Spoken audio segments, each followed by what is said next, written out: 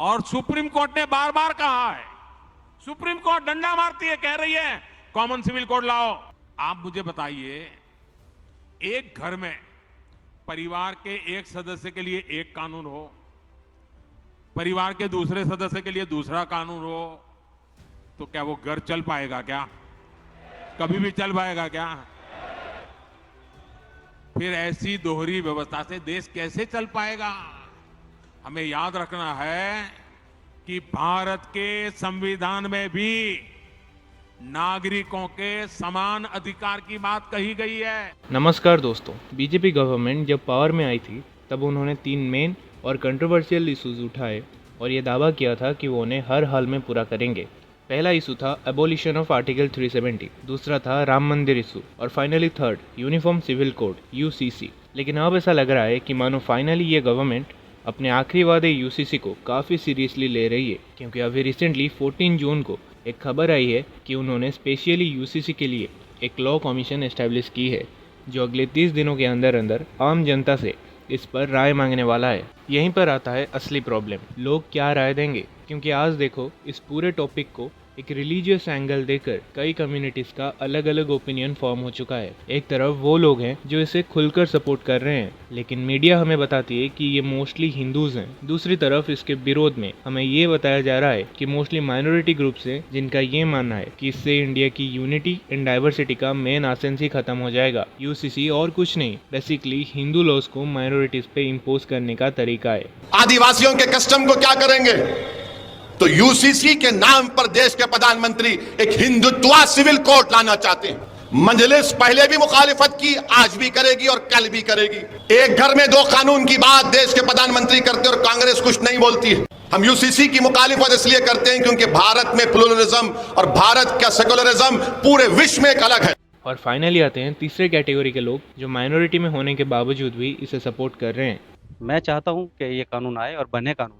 बहुत अच्छी बात है। आज तक मोदी जी ने जो भी फैसला लिया है बहुत ज़्यादा अच्छा लिया है और हमारे हित में लिया है। और हम खुद भी चाहते हैं जैसे कि हिंदू हैं, मुस्लिम हैं, ये आपस में उनका भाईचारा बढ़ेगा और एक साथ मतलब कदम से कदम बढ़ा के चलेंगे और ये होना चाहिए और मैं कानून की सपोर्ट करता हूँ। जी, मुझे ऐसा लगता है ये तो हमारा मुसलमानों का सौभाग्य है कि सब एक कानून बन रहा है। इससे ये है कि मुसलमान हिंदू का कोई भेदभाव नहीं रहेगा, हम लोग सब एक होंगे, जो जातिवाद था वो सब खत्म हो जाएगा।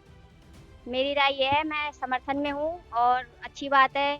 जो जैसे महिलाओं को ये 3 तलाक से फ़ायदा हुआ था, कहीं ना कहीं फ़ायदा हुआ है मुसलमान महिलाओं को, इससे भी फ़ायदा होगा। और जो हमारे देश के प्रधानमंत्री हैं वो देश के हित में ही बात करेंगे, कोई नुकसान। तो यहाँ पर वापस से आ जाता है वही सवाल, क्या यूसीसी वाकई में इंडिया के बाकी माइनॉरिटीज़ पर हिंदू लॉज इम्पोज करेगा और क्या वाकई में हमारे माइनॉरिटीज़ इससे खुश नहीं है? एंड फाइनली, क्या ऐसे में गिवन दैट इंडिया में करीब 75% आबादी हिंदुओं की है, क्या बीजेपी उनकी मदद से यूसीसी को बहुत ही जल्दी लागू कर देगी? तो सबसे पहले जानते हैं यूसीसी या समान नागरिक संहिता एक्चुअली में है क्या। सो देखो, इससे जुड़ी रिसेंटली एक खबर आई है कि उत्तराखंड गवर्नमेंट ने यूसीसी लागू करने की तैयारी कर ली है और जैसे कि आप यहाँ पर देख सकते हो, उनके सीएम पुष्कर सिंह धामी ने उसका ब्लूप्रिंट भी रेडी कर दिया है। अब ध्यान रखना, ये सिर्फ उत्तराखंड का प्रपोज्ड यूसीसी ड्राफ्ट है, पूरे नेशन का नहीं। इस ड्राफ्ट के अनुसार अब तक डिफरेंट रिलीजियस कम्युनिटीज़ के लिए 4 अलग अलग पर्सनल लॉज थे। हिंदूज, बुद्धिस्ट, जैन्स और सिख्स के लिए the Hindu marriage act 1955, Muslims के लिए मुस्लिम पर्सनल लॉज 1937, क्रिश्चियंस के लिए the Indian Christian marriage act 1872 और पारसीज के लिए Parsi marriage and divorce act 1936। But अब अगर ये यूसीसी लागू होता है तो मैरिज, डाइवोर्स, प्रॉपर्टी में हक जैसे पर्सनल डिस्प्यूट्स को रिजॉल्व करने के लिए सभी धर्मों के लोगों को एक सिंगल लॉ ही फॉलो करना पड़ेगा। ये जानने के बाद आपको यूसीसी क्या है उसका एक फेयर आइडिया हो गया होगा। अब बात करते हैं जो यूसीसी के अगेंस्ट में हैं, वो इसके विरोध में क्या आर्ग्यूमेंट्स उठा रहे हैं। तो उनके 4 मेजर आर्ग्यूमेंट्स हैं। सबसे पहले उनका ये कहना है कि गवर्नमेंट यूसीसी को लेकर बाकी सभी धर्मों पर हिंदू कोड या सिंपली अपनी हिंदुत्व आइडियोलॉजी को इम्पोज करना चाह रहे हैं और इसीलिए कोर्ट्स को इनमें स्ट्रांगली इंटरवेन करना चाहिए। बेसिकली उन्हें ये डर है कि यूसीसी लागू होने से बाकी सभी धर्मों को हिंदू कस्टम्स को फॉलो करना पड़ेगा। और देखा जाए तो ये गलत भी नहीं है, क्योंकि मीडिया और बाकी पॉलिटिकल पार्टीज जो हैं वो यही नैरेटिव्स को बहुत ज़्यादा प्रोपागेट कर रहे हैं। जमायत उलमा हिंद के चीफ अरशद मदानी का तो ये कहना है कि वो अपने पर्सनल लॉज पिछले 1300 सालों से फॉलो करते आ रहे हैं। सो यूसीसी के इम्प्लीमेंटेशन से देश के मुसलमानों को ठेस पहुँचेगी।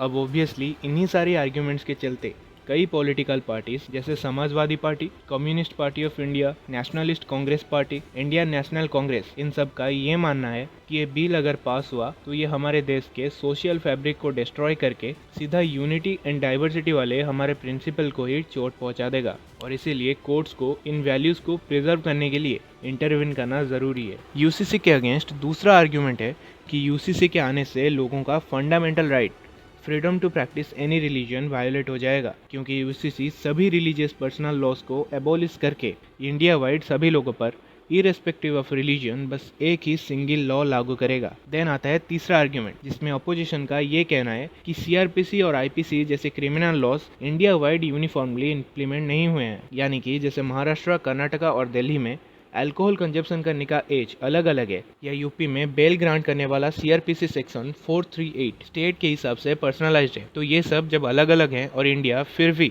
एफिशिएंटली वर्क कर ही रहा है, तो इंडिया को यूनिफॉर्म पर्सनल या सिविल लॉज की क्या ज़रूरत है। एंड इन सभी आर्ग्यूमेंट्स के अलावा फोर्थ मेजर आर्ग्यूमेंट है कि क्या कॉन्स्टिट्यूशनल फादर यानी डॉक्टर BR आम्बेडकर जी भी टोटल यूनिफॉर्मिटी चाहते थे, क्योंकि अगर वो ऐसा चाहते तो वो यूसीसी को कंकरेंट लिस्ट में नहीं रखते। अब अगर आपको कंकरेंट लिस्ट क्या है ये नहीं पता है, तो बेसिकली इंडियन कॉन्स्टिट्यूशन के शेड्यूल 7 में हर सब्जेक्ट को यूनियन लिस्ट, स्टेट लिस्ट और कंकरेंट लिस्ट में बाइफर्केट किया गया है। ये बस इतना बताता है कि किस सब्जेक्ट पर कानून कौन बनाएगा, सेंट्रल या यूनियन गवर्नमेंट या फिर स्टेट गवर्नमेंट या फिर दोनों गवर्नमेंट मिलकर। खैर, ये मुद्दा उठाकर सिंपली ये कहने की कोशिश की जा रही है कि कॉन्स्टिट्यूशनल फादर कभी भी सारे पर्सनल लॉज को यूनिफाई करना ही नहीं चाहते थे।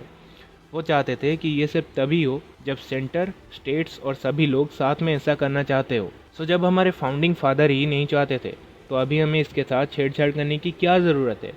यानी कि मामला सिंपल है, जो लोग यूसीसी के अगेंस्ट में हैं वो सीधा कॉन्स्टिट्यूशन के शुरुआती ड्राफ्टिंग पर ही सवाल उठा रहे हैं। दरअसल देश के शुरुआती दिनों में हमारे कॉन्स्टिट्यूशन को ड्राफ्ट या रिवाइज करने वाली कॉन्स्टिट्यूएंट असेंबली यूसीसी को लेकर काफ़ी कंफ्यूज थी। यूसीसी को पार्ट 3 फंडामेंटल राइट्स में डालें या फिर उसे सजेशन के तौर पर part 4 directive principles of state policies में डालें। अब यहाँ पर खेल देखो, अगर यूसीसी को शुरुआत से फंडामेंटल राइट्स में रखा गया होता तो उस पर कानून बनाना पड़ता, और उससे पॉसिबिलिटी थी कि लोग भावनाओं में बहकर अभी की तरह ही इस पर जमकर विरोध करते। सो इसे काफ़ी स्मार्टली डायरेक्टिव प्रिंसिपल्स की लिस्ट में डालकर एक सजेशन के तौर पर फ्यूचर गवर्नमेंट्स पर सब कुछ छोड़ दिया गया। अब इस पर कईयों का कहना है कि मैं भी ऐसा इसलिए किया गया क्योंकि उस वक्त इंडिया जो रिलीजन के बेसिस पर ही सेपरेट हुआ था, उसमें यूसीसी इजीली प्रोटेस्ट ट्रिगर कर सकता था, जो तब का न्यूली इंडिपेंडेंट भारत बिल्कुल भी अफोर्ड नहीं कर पाता, क्योंकि हम वैसे ही हज़ारों प्रॉब्लम से जूझ रहे थे।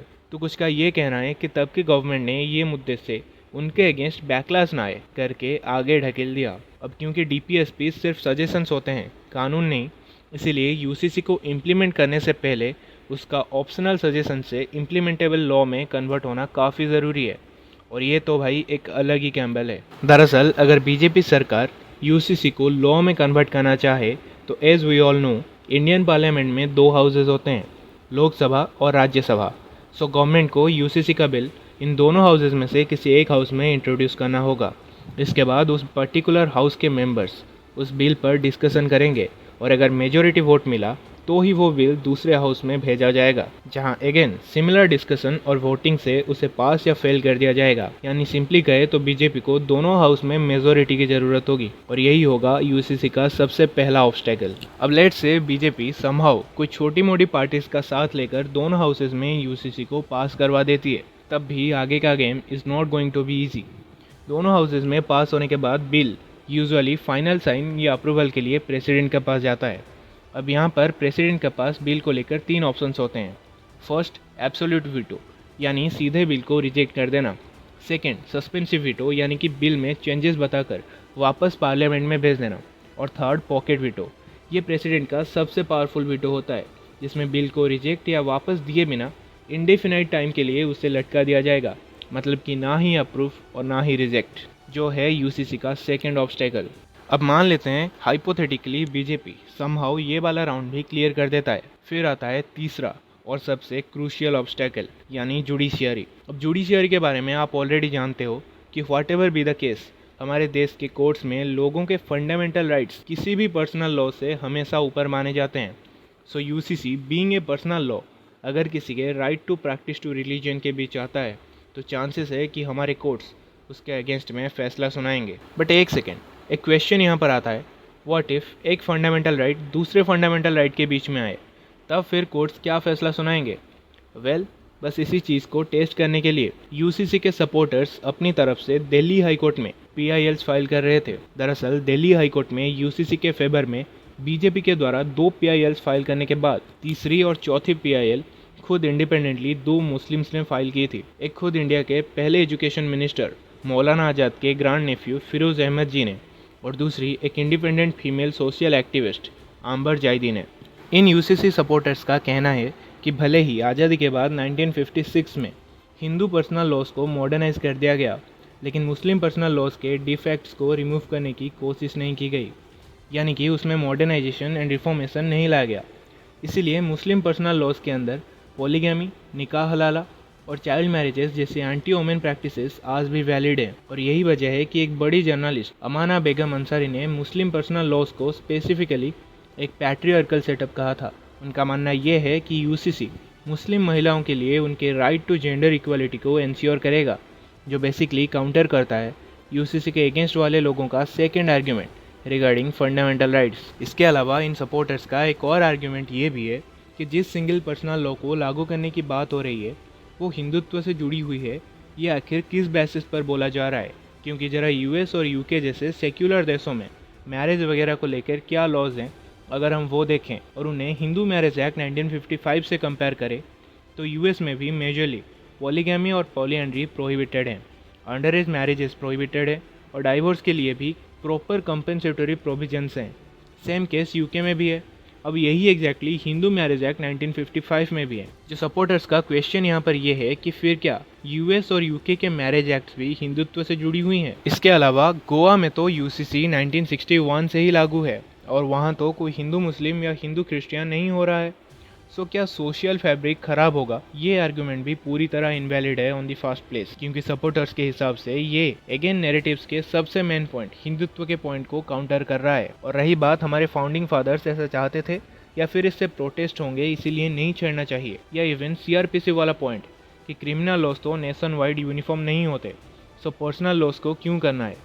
इन सब आर्ग्यूमेंट्स के अगेंस्ट सपोर्टर्स का यही कहना है कि अगर ऑलरेडी सिस्टम में कुछ इरेगुलरिटीज़ हो तो क्या हमें उसे वैसे ही छोड़ देना चाहिए? क्या लॉज को अपडेट नहीं करना चाहिए? कॉन्स्टिट्यूशन के हिसाब से पर्सनल लॉज को चेंज करना होता है। अगर हम हर पर्सनल लॉज के हिसाब से कॉन्स्टिट्यूशन चेंज करने चले तो फिर कोई कॉन्स्टिट्यूशन रहेगा ही नहीं। Just think and comment down below, आपको क्या लगता है, देश में UCC आना चाहिए या फिर नहीं? वीडियो इन्फॉर्मेटिव लगा तो वीडियो को लाइक एंड चैनल को सब्सक्राइब ज़रूर कर लें। मिलता हूँ आपसे अगली वीडियो में, तब तक के लिए जय हिंद, जय भारत।